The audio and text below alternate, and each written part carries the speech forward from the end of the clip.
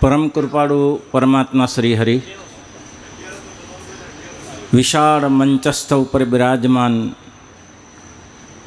ધર્મધુરંતર 1008 આચાર્ય મહારાજ શ્રી રાકેશ પ્રસાદજી મહારાજ શ્રી, બનેલાલજી મહારાજ શ્રી, કથાના વક્તા મહોદય શ્રી, વડીલ સંતો અહીંયા ઉપસ્થિત ચેરમેન છે, કોઠારી સ્વામી છે, તેમ દરેક મંદિરના કોઠારી શ્રી ચેરમેન શ્રીઓ, અહીં ઉપસ્થિત તમામ વડીલ સંતો અને વાલા હરિભક્તો, ઘણો સમય થયો છે 2 જ મિનિટમાં. આજે ડબલ દ્વિશતાબ્દી મહોત્સવ જ્યારે ઉજવાઈ રહ્યો છે, ઘણી આનંદની વાત છે. આ સંપ્રદાયના બે પાસા અહીંયા મજબૂત રીતે ઉજવાઈ રહ્યા છે. એક ગાદી સ્થાન, આપણે સ્વામિનારાયણ ભગવાને 2 ગાદી ના આપી હોય તો આ સંતોની ને હરિભક્તોની શું ગતિ થાય, આપણે વિચારી લેવું જોઈએ. શ્રીજી મહારાજને કોટાન કોટી ધન્યવાદ આબાને તાલીઓથી મહારાજને વધાવીએ કે મહારાજ બને ગાદીઓ બનાવીને અમને આ મહા સુખ આપ્યું છે. આધારાનંદ સ્વામી લખે છે પોતાના ગ્રંથમાં કે ભવિષ્યમાં અમારી દેશી કાઢનારા અમારા કરતાં ઘણું સારું ચલાવશે, પણ અમારી ગાદી અને અમારે જે ગાદીને અમારા આચાર્યને તોલે જિંદગીમાં નહીં આવે, એનો અક્ષરધામમાં નિવાસ નહીં થાય, નરકના અધિકારી થશે, એવું આધારાનંદ સ્વામી પૂર્વ 22, 79, 80 ને 81માં તરંગમાં જણાવે છે. તો આ ગાદીને આપણે કોટાન કોટી ધન્યવાદ આપીએ. બીજી બાબતમાં એક શિક્ષાપત્રી વિશે સ્વામી 2 જ મિનિટમાં, વધારે લાંબુ નથી લેવું.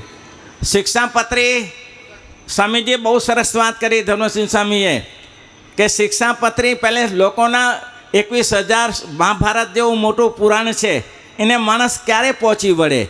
એમાંથી શ્રીમદ ભાગવત થયું, 18,000 શ્લોકનું થયું, અને એમાંથી ગીતા થઈ 18 શ્લોકની, 18,000 એટલે કે 1800 શ્લોકની ગીતા કરી. હવે એ ગીતા જેવી ગીતા આ જગતમાં ઘણા લોકો વાંચે છે અને ઘણા સત્સંગીઓના કંઠસ્થ છે. તો ભક્તજનો, એટલી મારી વિનંતી છે.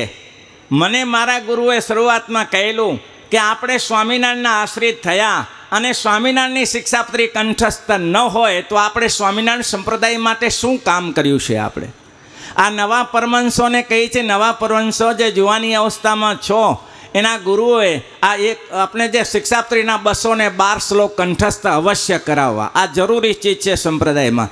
આ શિક્ષાપત્રીમાં કૃષ્ણ અવતારાણમ ખંડનમ જત્ર યુક્તિભી કૃતમ સાની શાસ્ત્રાની નમનાની કદાચન, આનાથી સર્વધર્મ સમન્વયની મહારાજે ભાવના બતાવી છે. સર્વધર્મ સમન્વયની મહારાજે ભાવના બતાવી છે. આ મારો અને લોકો આજે પરોક્ષમાં કહેતા ગયા કે સ્વામિનારાયણ સંપ્રદાય શું, તો કે સર્વધર્મ સમન્વય.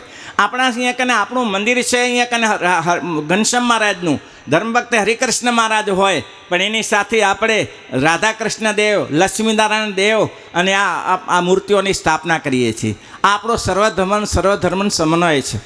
કાર્યમના સહસા કિંચે કાર્યો ધર્મ તું સત્વરમ પાઠનિયમ અતિથિ વિદ્યા કાર્વો સંગોન સતમ. આનાથી સ્વામિનારાયણ ભગવાને વ્યવહાર બતાવ્યો છે. વ્યવહાર કેમ કરાય, વ્યવહાર કરતા શીખો મહારાજ, કે આ શિક્ષાપત્રી શીખાડી છે. ઘણા શ્લોકો રમણીય છે ભક્તજનો. વેદાસ્ત્ય વ્યાસ સૂત્રાણી શ્રીમદ ભાગવતામ પુરાણે તો ભારતે સુશાસ્ત્ર શ્રીમદ ભગવદ્ ગીતા નીતિસ્થ વિદુરોદિતા વાસ્તમાત્મ કંદ વૈષ્ણવ ધર્મગમ ધર્મશાસ્ત્ર અંતર્ગત જાગૃતાની મમષ્ટાની સશાસ્ત્રાની ભવંતી. આ શ્લોકથી સ્વામિનારાયણ ભગવાને આ સંપ્રદાયને વૈદિક સ્થાપન કર્યો છે કે અમારો સંપ્રદાય વૈદિક છે. અને અત્યારે જે અલ્હાબાદની જે સભાઓ થઈ, આ અલ્હાબાદની સભાઓમાં ભૂદેવોએ આ સાબિત કરી બતાવ્યું હતું કે આ સંપ્રદાય વૈદિક પરંપરાને અનુસરે છે. જ્યારે આ શ્લોકને ના માની શકે, સંપ્રદાયના વૈદિક પરંપરાને ના માની શકે. અને જુઓ, સ્વામી શ્રીવલ્લભ સ્વામી ભુજના એમ કહે છે, બહુ સરસ કહ્યું. શ્રીવલ્લભ સ્વામીને એક ભાઈએ પૂછ્યું કે સ્વામી તમે મારો પક્ષ લ્યો અને મને ગાદીમાં બેસવા દો. ત્યારે શ્રીવલ્લભ સ્વામીએ એમ કહ્યું, ગાદી ઉપર કોણ છે, તો કહી તો આ છે. ત્યારે શ્રીવલ્લભ સ્વામી, અમદાવાદની ગાદીનો પ્રશ્ન હતો, ત્યારે શ્રીવલ્લભ સ્વામી એમ કહ્યું, હું ગાદીને માનું છું, હું કોઈ વ્યક્તિને નથી માનતો. આ ગાદી ઉપર જેને બેસાડશે એ મારા આચાર્ય છે અને એનું નામ જપીશ અને એની સાથે બેસીશ.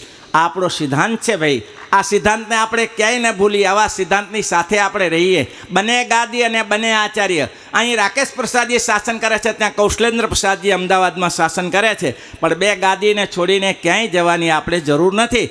વધારે નહીં કહેતા, મારી ઈચ્છા છે કે હું જેટલા સંતોને, મારા સંતોને શિક્ષાપત્રી ભણાવું છું. શિક્ષાપત્રી ભણો, શિક્ષાપત્રી તૈયાર કરો, શિક્ષાપત્રી કંઠસ્થ થવી જ જોઈએ. ત્યાર એમાં બધો સર્વધર્મનો સમન્વય છે.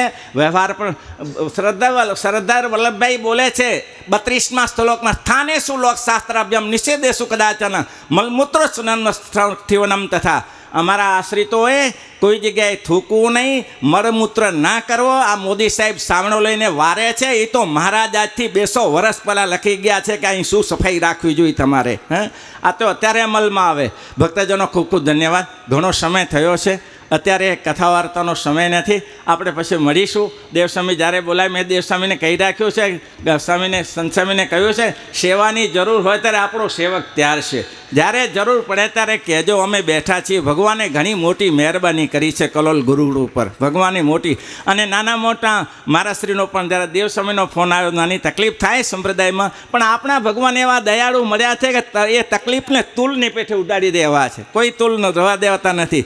આટલી મોટી કૃપા કરી છે, તો આ સંપ્રદાયમાં પૈસો ન વપરાય તો ક્યાં પૈસો? તમે સામેથી કીધું તેને, મેં કીધું મારી સેવા લખી લેજો બાપા, કીધું મારે સેવા કરવાની છે. કોઈ પણ પ્રસંગમાં હું એમ માનું છું સંતો કે કોઈ પણ પ્રસંગમાં આપણા જો 5-25 લાખ રૂપિયા જશે તો એ આપણે આ બધા ભક્તો અને સંતો અન્ન જમશે ને, એનું પુણ્ય એ મળશે. અક્ષરધામમાં આપણે એ મળશે, કારખાના અક્ષરધામમાં નહીં મળે. ભક્તજનો ખૂબ ખૂબ ધન્યવાદ. મહારાજની મોટી મહેરબાની, કૃપા, અને સંતો અને આચાર્ય મહારાજ રાજી રહે એ જ શુભભાવના. અસ્તુ. જય સ્વામિનારાયણ.